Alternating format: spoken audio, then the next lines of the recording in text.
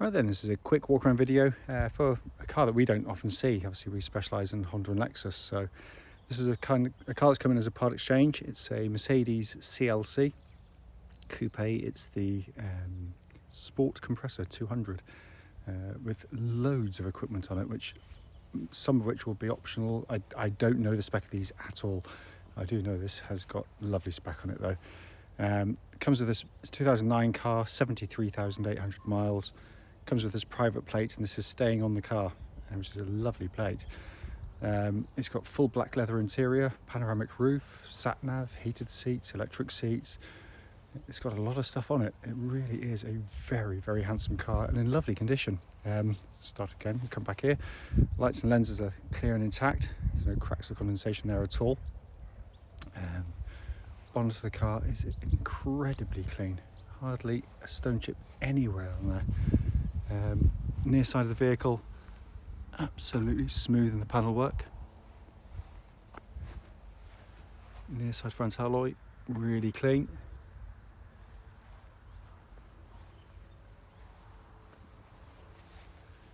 Near side rear alloy, likewise. You come around the back. Oh, very, very handsome looking cars, I must say.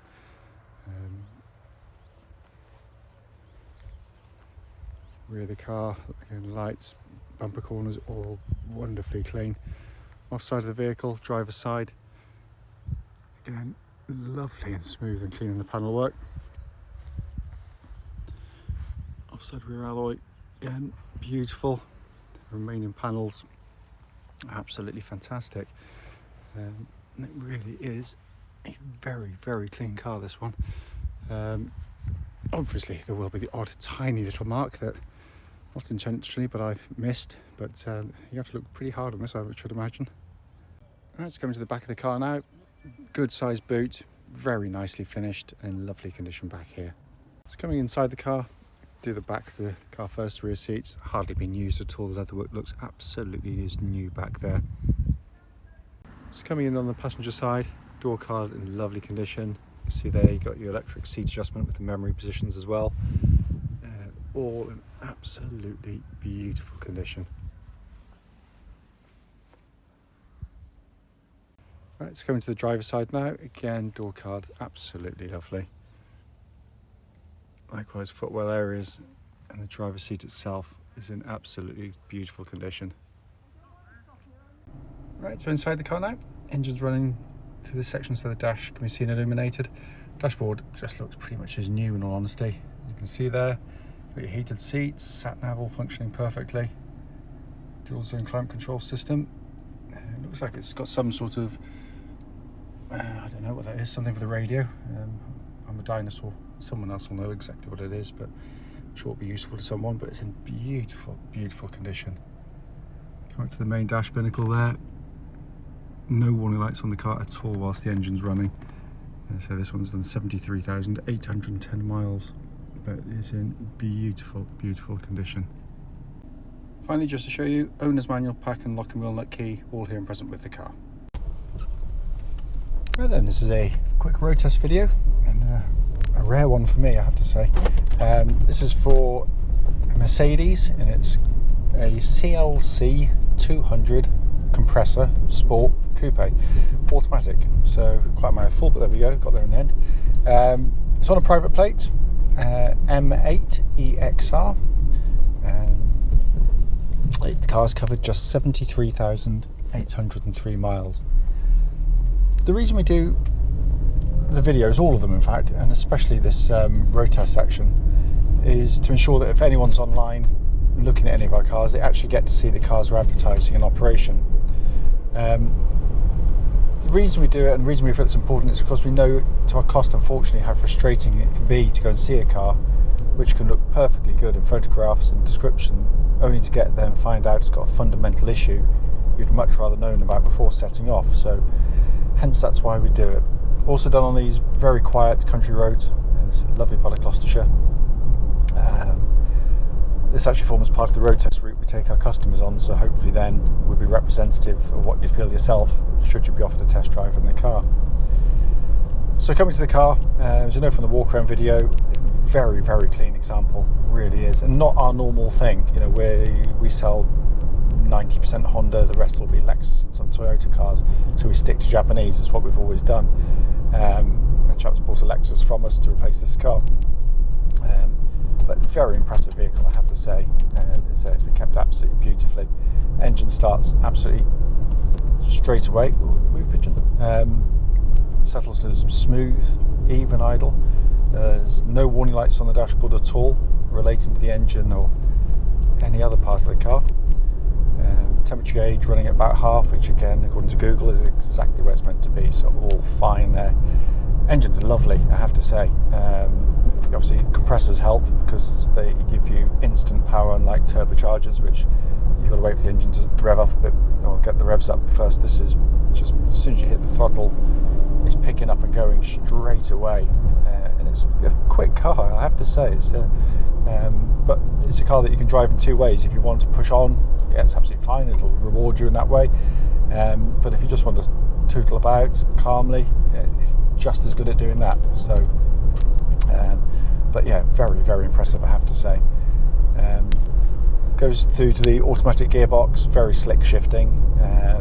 Gear changes are smooth, sort of no clonks or bangs when engaging, especially sort of, you know, you should always do the normal checks on any cars, but especially when stationary, when you put it into drive or reverse, you know, there shouldn't be any great whacks as they go into gear.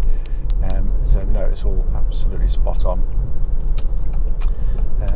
Steering on the car, again, the car feels very, very tight on the road. I would say that. I mean, straight away, it's a car that you just know straight away as soon as you get in it. It just feels right. The steering's kind of got that typical oily Mercedes feel to it. It's accurate. It's precise. You know, to say it's sporty, I think we'll probably be stretching it, even though it is a sport. But I suppose for its era, it must have been. But it does feel very solid and secure on the road. And the steering helps with that because it's one of those steering systems that, you know, initially can feel a little bit sort of not slow-witted. That's wrong, but not overly sharp. But as the speed picks up, it rewards you by being very confident at all speeds, not just at lower speeds. It also tracks absolutely dead straight. There's no vibrations at this speed or any speed up to the legal limit, so all good.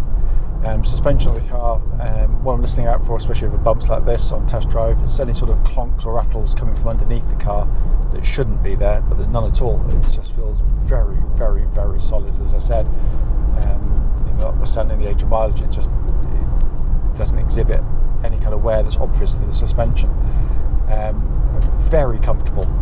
Again, first time I've driven one of these in a long time. I haven't driven this version of them, but yeah, it's got a very compliant, very smooth ride. I've not really pushed it through any corners to comment on how sporty it is in the corners, but it strikes me a car that's sort of geared more for sort of long, comfortable trips. But you know, when you put it into a corner, it sits nice and flat. It doesn't wallow or pitch. It's, you know, so.